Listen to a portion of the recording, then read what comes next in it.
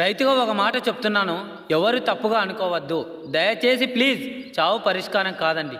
అందరికీ ప్రాబ్లమ్స్ ఉంటాయి, అందరికీ బాధలు ఉంటాయి. నేను కాదనలేదు.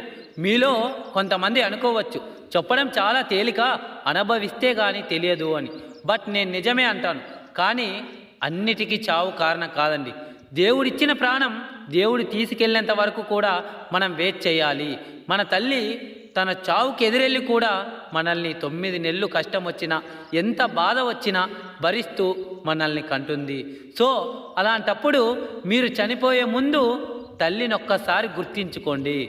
లేదంటే మీరు పుట్టినప్పటి నుంచి నీ తండ్రి తిన్నా తినకపోయినా, రాత్రనక పగలనక కష్టపడి మనల్ని ఇంతలా పెంచిన వాడు నీ తండ్రి. నువ్వు చనిపోయే ముందు ఒక్కసారి ఆలోచించు. నీ తండ్రి కోసం, నువ్వు సర్వస్వం అనుకొని వచ్చిన నీ భార్య కోసం ఆలోచించండి.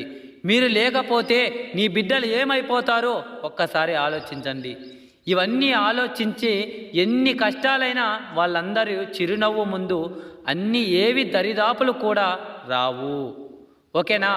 తప్పుగా అనుకోవద్దు. చావు పరిష్కారం కాదు. ఫైనల్గా రైతుగా చెప్పేది ఏంటంటే, చావు పరిష్కారం కాదు. మీకు ఈరోజు బాధలు కష్టాలు ఉన్నాయని మీరు బలవంతంగా చావనవసరం లేదు.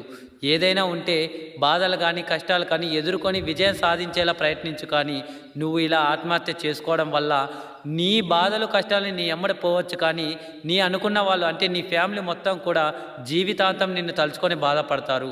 ఆ కష్టం వాళ్లకు, ఆ బాధ వాళ్లకు పెట్టిపోవద్దు. ఓకేనా? ప్లీజ్ మై రిక్వెస్ట్ అందరికీ రైతుగా.